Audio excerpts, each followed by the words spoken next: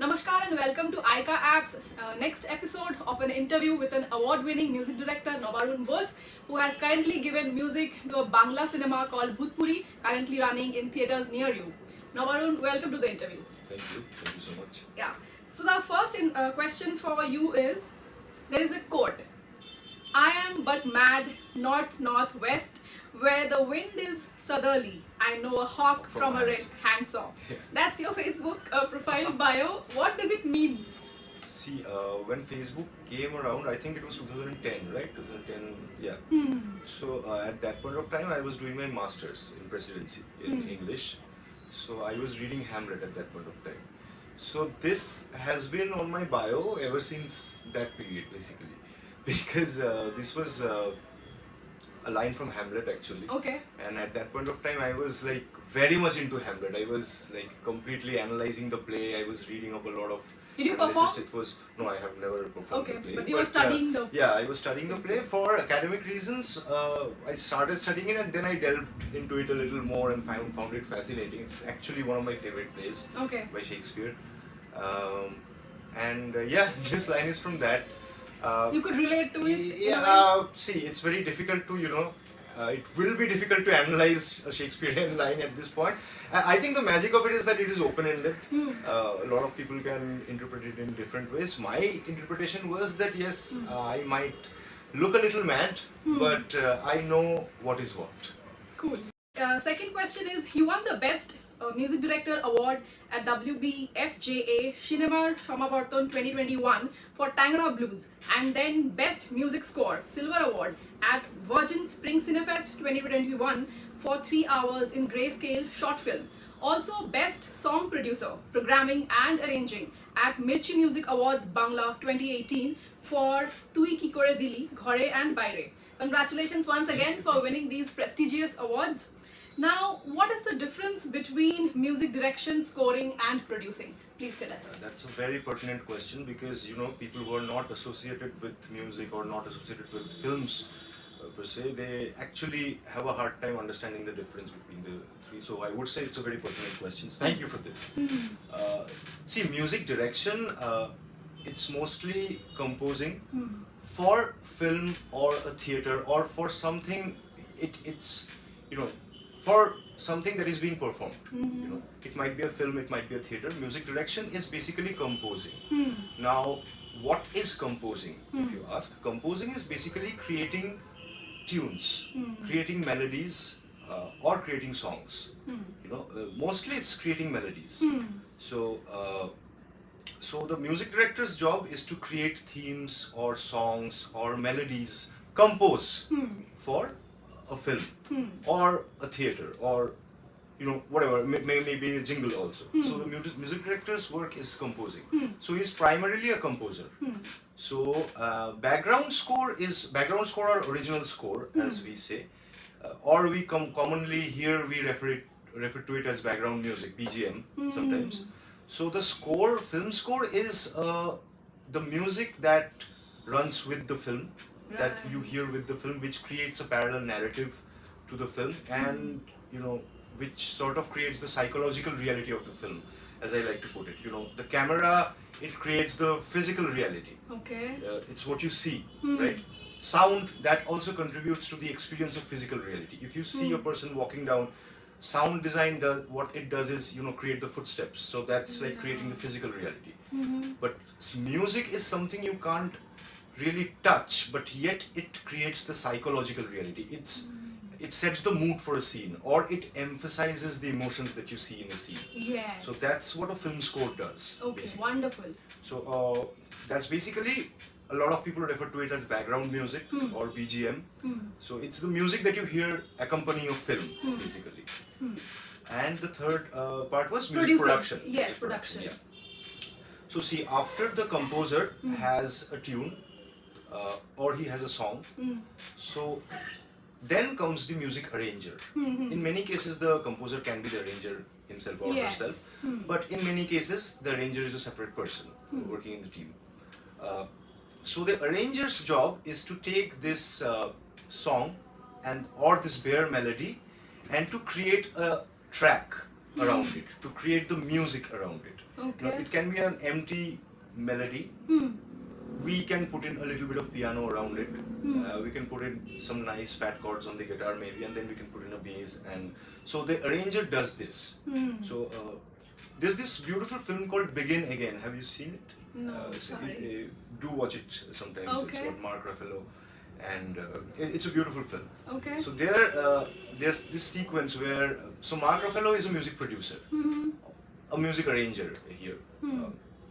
So he sees this girl performing with a guitar alone in a pub, and then it's shown beautifully in the film. He starts hearing the piano playing behind her. Okay. He starts hearing the drums playing behind her, and he can see there's this empty piano is being played. So Right. this is what happens to an arranger You visualize. when he listens to an empty melody. Yes. He puts context to that, Right. basically. He puts a perspective to that. So the music arranger's job is to create the music or the track around a melody, and the music, and then the process that we go through is mixing and mastering, which It's part of creates- production. Yeah, it's part of production. So the music production part basically consists of arranging, mixing, and mastering. In most cases, in many cases, the arranger might not be the producer also. He can be a part of the production team, and in many cases, the arranger can be the music producer. The music producer is basically someone who sees through the song till the end, till it comes out, basically. Okay. So yeah, it's not like produce. A lot of people here, associate the word producer with financer, but Yeah. in terms of music production, yeah, music it's different. producer it's It's a more different. technical job. Yeah, it's completely a technical job, technical and creative. Yes. Both. Beautiful. Thank you for that clarity in a crisp manner, because we wanted to know. Okay, I am aware that your mother is a Hindustani classical vocalist, and you learned sitar during your school days, and you started playing the keyboard on your own while you were in high school. By this time, you had little or not much of knowledge about the nomenclature of instrumental music, for example, chords, interlude, etc., or genres of music maybe, or anatomy of various instruments. Then, from that time in your life, how did you evolve as a professional musician producing music, arranging music? My mother being a classical vocalist, she always encouraged me to get into classical music when I was young. So I started learning the sitar. But after a point, I stopped learning it. That is purely, because I was like getting interested in many other things in life, so I had to stop it, which I completely regret it now. Actually, I should have been more serious about the sitar at that point of time. But yeah, I was very little at that point of time, and I was in school, and I wanted to, anything that is, that required a lot of attention and a lot of practice, I would want to shy away from that at that Yeah. point of time. So eventually I stopped learning it when I was in class 8 or 9, I think, and at that point of time I was listening to a lot of Western music, a lot Okay. of rock. Yes. So yeah, that started happening. Although I stopped learning the sitar, I was still very much into music. I was listening to a lot of Western music, but in my place, what my mother wanted me to learn was Indian classical music, but I was, oscillating more towards the Western Yes. side. Yeah. So around class 10, basically my grandmother, who used to pamper me a lot, she saw that I am very much interested into Western music. I was listening to a lot of bands and a lot of pop music and rock music at that point of time. So she brought me this little Casio keyboard. So that's when I started sort of teaching myself. I knew a basic of theory because I had learned the sitar. Okay. But yeah. in terms of, but that was in the Indian context. In terms of Western context, basically I started picking up songs by ear. That's how I started learning the keyboards. Basically, I would hear something. I would hear this song by Bryan Adams, and I would try to Yes. mimic that exactly. I would try to find out notes. Yeah. Basically, and but that point of time, I did not have a lot of idea about chords and stuff, as you rightly pointed out. But I would play by ear basically. A lot of techniques were wrong, but I could play the Yes. stuff. Huh. So after a couple of years of tweaking around with the keyboard on my own, I went to Savira, who is Yes. Shouvik Gupta, Okay. who is now also a very renowned music director. He has been working in the Bengali scene for a long time now. Okay. At that point of time, he was the keyboard player of a band called Insomnia. Okay. So I used to learn from him, and that's when I got introduced to theory properly, to Western theory properly, and that's when I started understanding that these things that I have been teaching myself are not right, but these things are right. Maybe I don't know the right technique. So Savida guided me a lot. Okay. And eventually he was the one who started, pushing me to go for studio sessions. At that point of time, he was doing a lot of studio sessions as a keyboard player and an arranger for music directors, for senior music directors. So he was the one who told me that there's a session today, I think you should go. Okay. I can't make it today, you should go.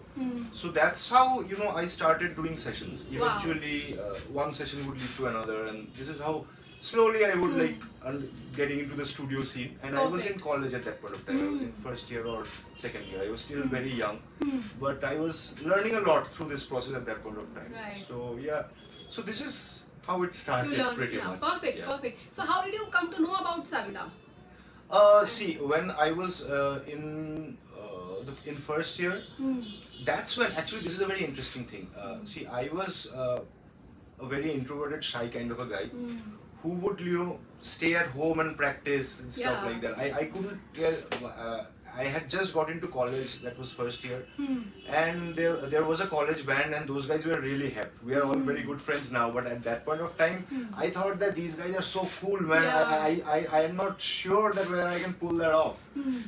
So I did not inform anyone in college that I play keyboards. Yes. So, but at that point of time, the internet and social media had come around. Yes. Basically, since 2006 or 7, there was this forum on the internet called IndianGuitarTabs.com. Okay. There was a sub forum called Bengali Guitar Tabs. Okay. These were forums. There was no social media at that point of time. Right. So in this Bengali Guitar Tabs forum, the main discussion would be on Bengali band songs, and people would, put chords of those songs, and people would put lines of those songs. So I basically got registered to that, and I would meet a lot of guys online who were musicians and who were all from Kolkata. There were a lot of new bands who were promoting their music there. So then came Yahoo Messenger. Yes. So, and Yahoo Messenger had this option of group chatting. I used to chat, yeah. So, right. So Indian Guitar Tabs got a group there, Yes. and then at that point of time, Orkut has also started. Started coming. Social media has started. So in Orkut also these guys had a forum up, and then through Orkut a lot of established musicians like Gabuda and Nilanjanda from Lokhichhara, they would start joining these forums, and they would talk with us, and we were all. So in this Yahoo Messenger, one day there was this voice chat option where people would talk with headsets for they would press and talk and it would stop. That's where people were playing. So I played a couple of stuff that I had picked up. I played November Rain by Guns N' Roses. I played Jump by Van Halen. So that was the first time actually I was performing for someone else. Wow. Actually. So these guys were like, hey dude, you can play. Nice. So that's how the Srirup, there's a week later I got this call from Srirup. Srirup Chatterjee is a very well-known sound engineer right now. At that point of time, he was the drummer of a band called Nishkromon, and that was a time when Bangla band was the thing in Kolkata. Okay. But a lot of bands were there, and there was a reality show going on television called Bande Mataram. Okay. Which was a reality show based on bands. It was running on Bengali channel, Shongit Bangla at that point of time. Sirup was a part of a band who had performed there. So I had seen him. Wow. I'm like, dude, yeah. So he was like that, I heard you can play November Rain, so I think we should jam. Wow. I'm like, okay, fine. So then the jamming happened, and eventually I ended up joining their band, basically, Nishkromon. Oh. So then through these guys, I got introduced to a lot of other people. So, and Savida was one of them actually. Wonderful. So that is how I started learning from Savida. Wonderful. That's an interesting story, and I'm glad that you shared with us. Okay, great. So the next question. And eventually that also happened, and eventually we that led to another band called Lokayat. We performed in college, and then the college band guys were like, why didn't you tell us that you play keyboards? True. And then we all became friends, and then that was the point the window opened basically for me. Yeah. Because previously I was very shy and introverted, and I was not very sure that whatever I have been doing at home, is it real or is it just I think that it's working? True. True. Absolutely amazing. Okay, so during your growing up time as a school and college kid, tell us about the kind of music you listened to, the bands, as you were saying, and other Bollywood, Bangla, etc., and how all of that nurtured your soul within and moved you to take inspired action. For example, asking your granny to buy you a keyboard when you were in class 10. The kind of music that you were listening to, what inspired I you? grew up in a household where there was music happening. A lot of music A already. lot of music. My mother, being an Indian classical vocalist, she would hold classes at our home every day almost. So there was a lot of classical music happening at our house, and I would like involuntarily be subject to it. So I could learn a lot of ragas and a lot of thats at that point of time by ear, basically. And at the same time, my father, who had a transferable job at that point of time, he was in Bombay. So he would come to Kolkata often, and he would buy. He was he's an avid music listener. Till now, he listens to a lot of music, to classical as well, to rock music as well, everything, to metal, he listens to everything basically. So he was a big fan of Shumon and Anjum Datto, Nochiketa at that point of time, and the Bangla band scene that was happening. So he would come to Kolkata, and when he would come to Kolkata, he would buy a lot of cassettes of the contemporary artists. Porosh Pathor, Bhumi, Chandrabindu, Anjum Datto, Shumon. So at our house, this was also a scene. Like at our ground floor, you were listening to classical music was happening, but on the second floor, these band music was being played. So eventually, when I got into school, I had a lot of friends who would listen to a lot of English music, and when I was in class 7 or 6, I started listening to a lot of boy bands at that point of time. Backstreet Boys, Boyzone, Westlife. We also listened, And eventually, around Beatles and all these were there. Yes, anyway. I got introduced to. I had heard Beatles at that point of time, but I was listening to a lot more of boy bands basically. See, that was a time where the internet was not there, so the exposure was limited. True. We would have to collect cassettes from friends to listen to. So it was not like we had a lot of music lying around and I would pick it up and listen. So in terms of English music, I started borrowing cassettes from friends and stuff. So around class 9, basically, at that point of time, CDs have come in. They have come in. Around 2003 or 4 at that point of time, basically. So I got hold of this CD, Hell Freezes Over by the Eagles, basically. And Crossroads by Bon Jovi. For almost a year, I had only these 2 CDs. So I would listen to Bon Jovi, Crossroads and Eagles. Hell Freezes Over. So I would listen to these CDs repeatedly throughout the year, basically. And eventually, so these two albums are major influences for me because I heard them a lot of time. And eventually, then I started saving up money and making a trip to Music World every month, and I would buy Nirvana, Guns N' Roses, Metallica, all these bands. I would start listening to them. And then obviously Beatles, Pink Floyd, The Doors, Deep Purple. So as a keyboard player, I think Pink Floyd, Doors, Deep Purple, these 3 were the bands that I have followed the most. So why did you decide on keyboard and not guitar, maybe? I don't know. To be very honest, I wanted to play everything. At that point of time. I wanted to play guitar, I wanted to play keyboard, I wanted to play everything. Because I was so much in love with rock music and that entire energy that it generated. I was so much in love with that. I would like imagine myself going up front on stage and playing a guitar solo and then playing a keyboard solo as well. But actually, I think I was listening to a lot of Deep Purple and Pink Floyd at that point of time also. So that's how the idea of keyboards came around. Great, perfect. And how easy okay, one second. The next question is, what was the process of you starting to understand the technical aspects of music that you listened to? And did you start incorporating all of that you listened to in your keyboard playing? See, that's an ongoing process. Inspiration comes from different spheres in life. I mean, everything that you listen to, every book that you read, every story that you hear, somehow I think it would contribute to your creative process, to what you're creating. There will be a reflection of that. So initially, I mean, all these bands that I talked about and all these artists, also artists like John Mayer and Coldplay, and who I got introduced to later on in life and completely fell in love with them. So see, nowadays what has happened is that there's a lot of exposure. in Spotify you can discover a new Yes. artist almost every day. True. So there's a lot of listening that's happening right now. So yeah, the inspiration also comes from different spheres. About the technical aspects, Yeah. you see, as I started recording and around 2000 and after college, basically when actually the question came of what do you want to do with your life, basically, how do you want to continue. So I was teaching in a college for a while after Yes. college because initially I thought that I would take up teaching as a job, Profession. as a And profession, teaching because English subject. teaching English as a profession, because I was a master's in English, and teaching is something that would give you your evenings free, and you would get a lot of holidays, True. and so you can practice music Music. parallelly. Yes. But around 2011, Anupam Roy band happened, basically. So when Anupam had called me about forming this band, I was still studying. I was doing my master's final year at that point of time. And after that, the band and the music were continuing. When after that I was preparing for NET to be a professor. UGC NET. And then You qualified? no, I had started Preparing. studying from it, and parallelly basically I was teaching as a guest lecturer in a college, so that my studies, Yes. there's a motivation for Yeah. studying, basically. True.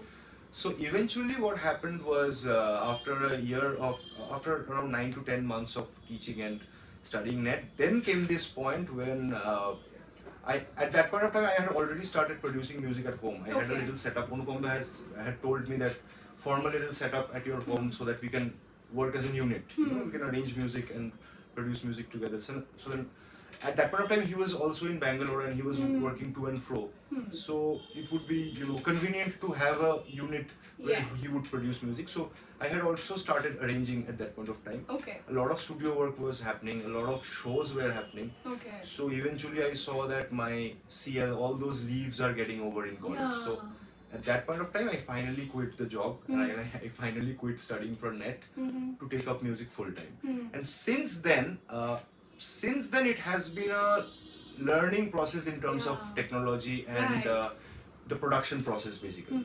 So we have been fortunate enough to have worked with a lot of good sound engineers, a lot of good recording engineers, and working with all of them have taught me Enriched something. your Some great understanding vocalists, of- some great yes. musicians we have had the opportunity of working with. So yeah, and it's an ongoing process. See, Right. technology is changing every day. The production process is changing every day, pretty much. Yes, New yes. softwares, new plugins, these are being True. discovered every day. True. So the more you delve with people, the more you hang out with people and work with people, more people, your range also increases, sort of. Yes. Yeah, So- technology is one area. All that I'm also asking is the technical aspects of music as such. For example, when we listen to a raga, a kon thart, which thart is this? Which in that matter, see, yeah. when you play the keyboard, the Guns N' Roses, these guys are playing some technical thing. Do you? Oh, okay. How okay. do you? You're speaking in Yes. terms of theory and practical theory. Practical basically. of How music, to of put- keyboard. Yeah, see, Yes. Those skills. Yeah, see. How do you again, comprehend these by skills are- listening to that? Again, these skills are also something. There's no end to developing Yeah, them. There's so true. much of music. There's so much to learn. Yes. The more you listen to, the more artists you listen to, the more windows keep opening up. Basically. True. So. So do you pick up those styles, their styles? So yeah, there is an influence. Obviously, there are influences of a lot of other artists in my music, and sometimes if you hear them, you can actually make out those influences, that where they come from. So Okay. yeah, so that keeps on happening. The more you listen to, the more you get inspired, the more you Right. learn. Those things do reflect on your application. Okay, cool. And the next question was, I think you answered a little bit of that. How hard or how easy was it to quit your professor job and then join as a musician? See, I wanted to do something creative ever since I was little. Okay. So, taking music as a full-time profession is a decision that came quite naturally to me. That if the option is this and music, then I will go for music. Because anyway, I am looking for a job which would allow me to Allow do you to do music. So why music, not yes. delve fully into that? Yeah. So that was a very simple decision. But Okay. eventually, what has been hard, like throughout the years, I think, which is a learning process again, which initially it was a little hard.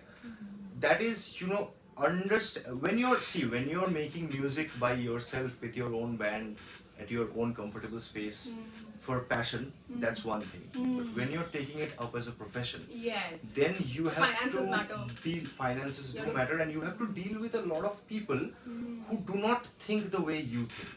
True. Right. So who Very do important not point. like the music you like, Yes. who Yeah. listen to completely different kinds of music.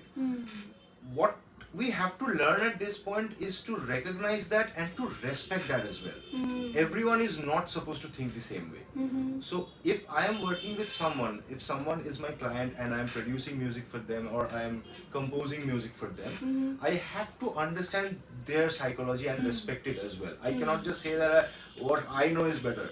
You cannot say that if you're working professionally. It's very easy. It's a team effort. It's a team effort at the end of the day. It's very easy, to reject other things in terms of, putting your own thoughts and your own views into it. But what takes time to understand is that it's very important to understand what the people you're working with, their point of view, and then understanding their vision and also contributing as much so that you can make it a part of your vision as well. True. So that's a very interesting thing that you have to learn, and that won't come through ego.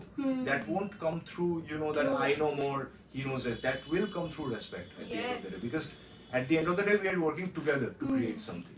So yeah, that is something that I think everyone needs to understand when they're taking up music professionally, because we are working with a lot of clients here. We are working in the world of ads. We are working in the world of background scoring, where a lot of producers and a lot of directors might not want to hear the kind of music that you want to put in there. So then at that point of you will have to learn their understanding. So these will actually all contribute to your own range of understanding music at the end of the day. So since you were into, so my follow-up question is, since you were into instrumental music and you were already arranging and producing, and especially when you, decided to go, be a musician full-time, did at any point in time you think of moving to Bombay? Because there the production work is more, I understand. Right.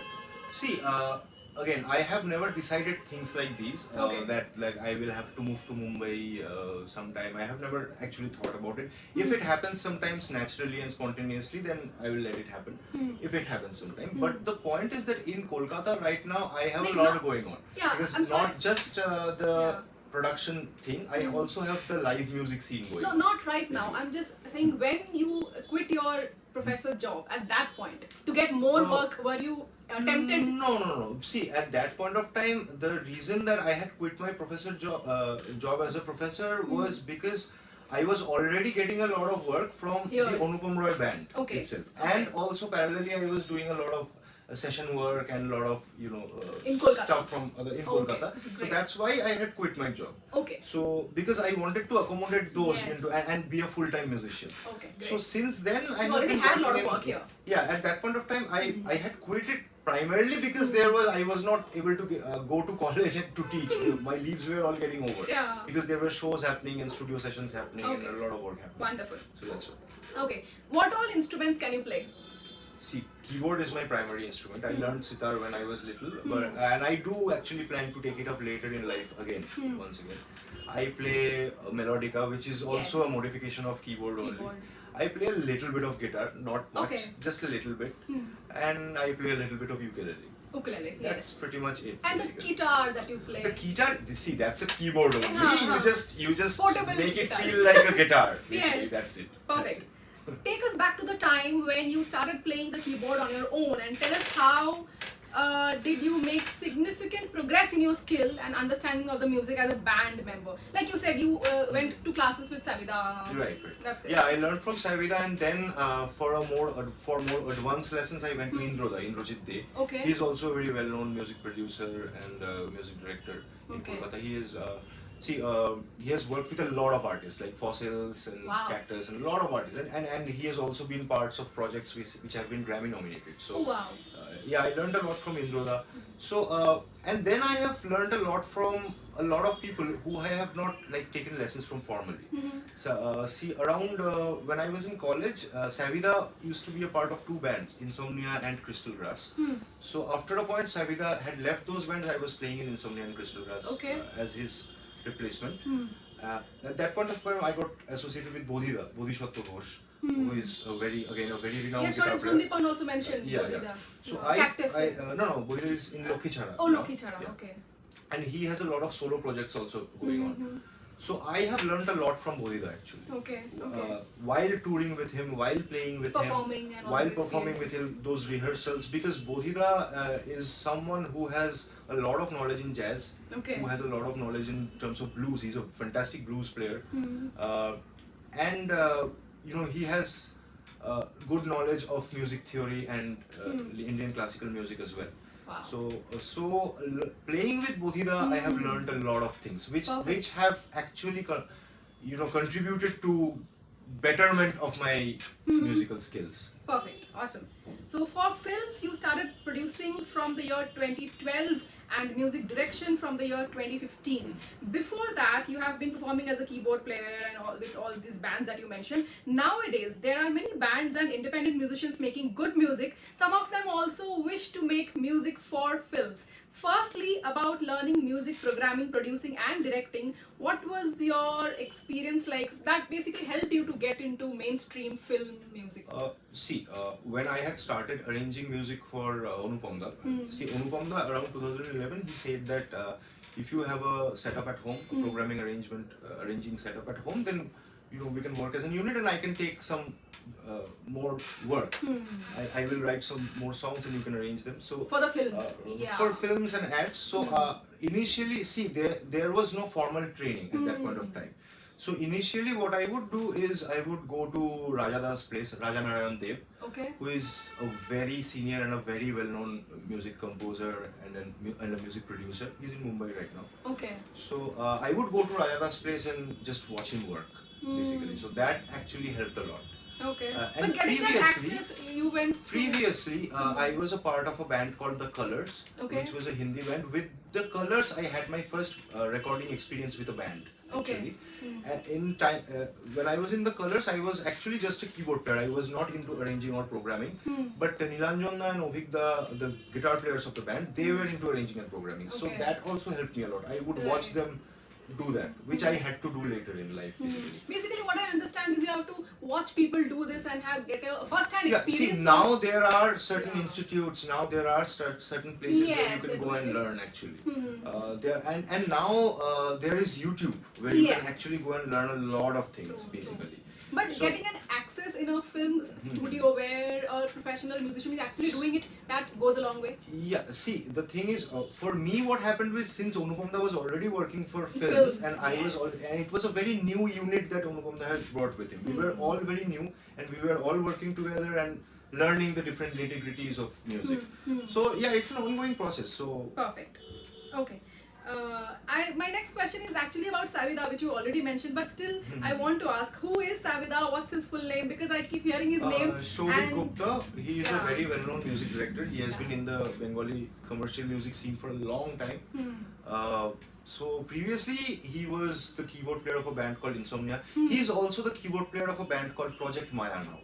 Who does Shama Shongit in a band format. It's a fantastic idea. So if you see Bhootpuri, actually Bhootpuri I have used a Shama Shongit, which is sung by Doroda Rajoshida, who is the vocalist of Project Maya. Okay. So and that's a great information.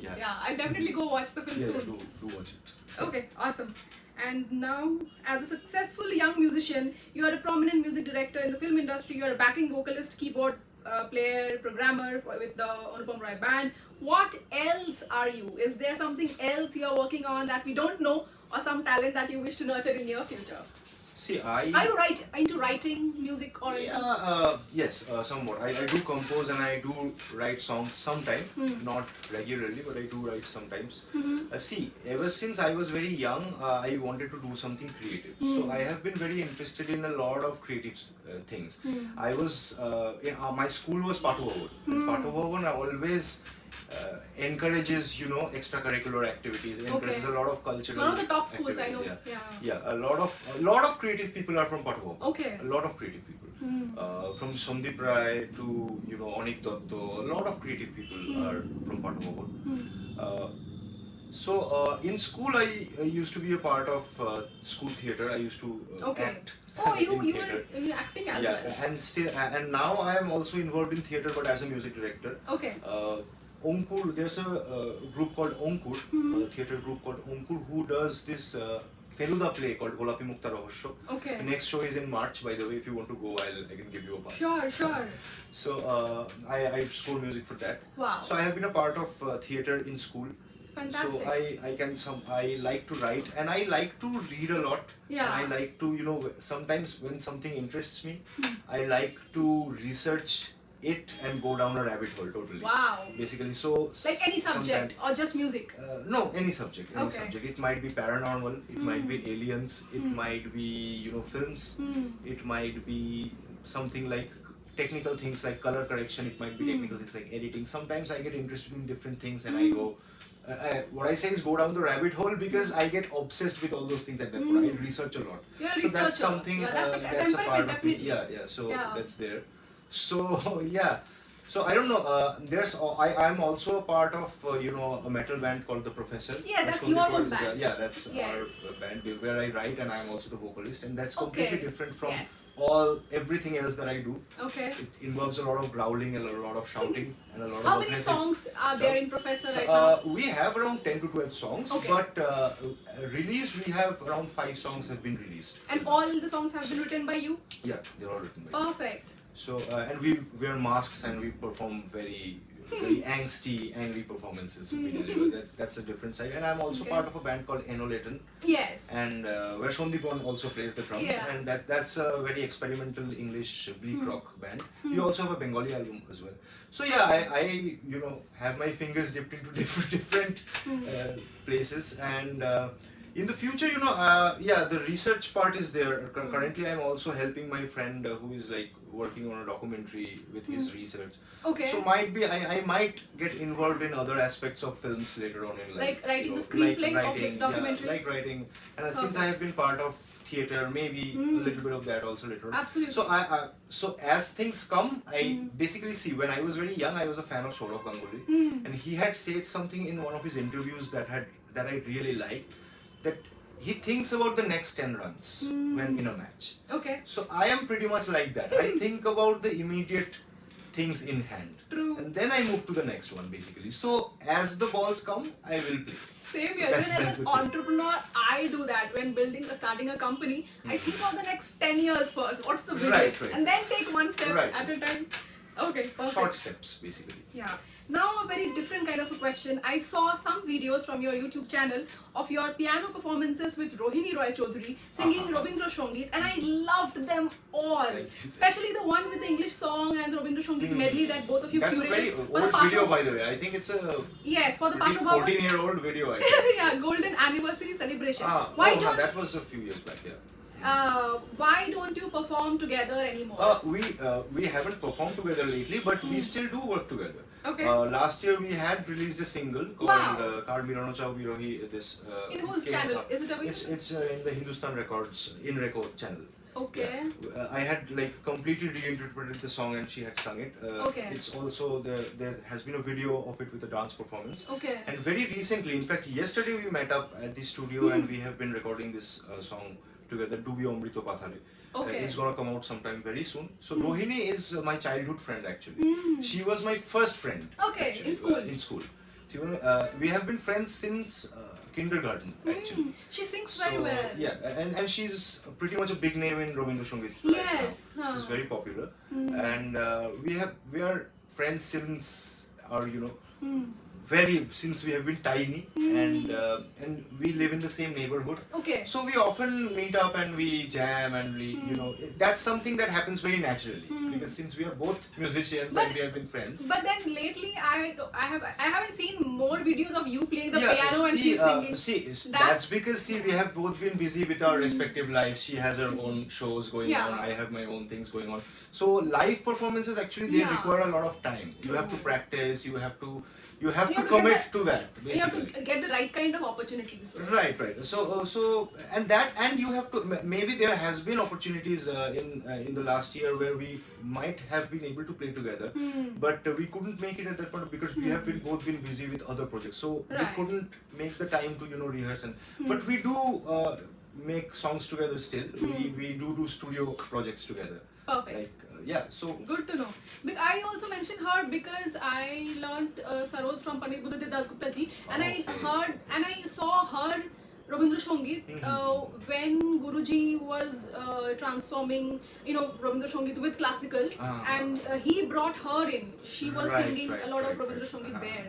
From that also I remember. Then I saw you. Actually, Devashish Kaku, Rohini's father, like he is like one of my favorite people in the world. Okay. And he's like also one of my biggest So sweet inspirations, to say that. because since childhood, he is a professor of English. Okay. So when I was studying English in presidency, he is one of the people who actually prepped me and who taught me a lot about these little things about since we started this conversation with Hamlet, right? So Hamlet, Macbeth, Devashish Kaku basically taught me these plays. Okay. So there has been a lot of influences creatively from his side as well. Okay. So yeah. You're good friends with them. Yeah. Perfect. Now we will invite a very special guest to our interview. Hold on a second.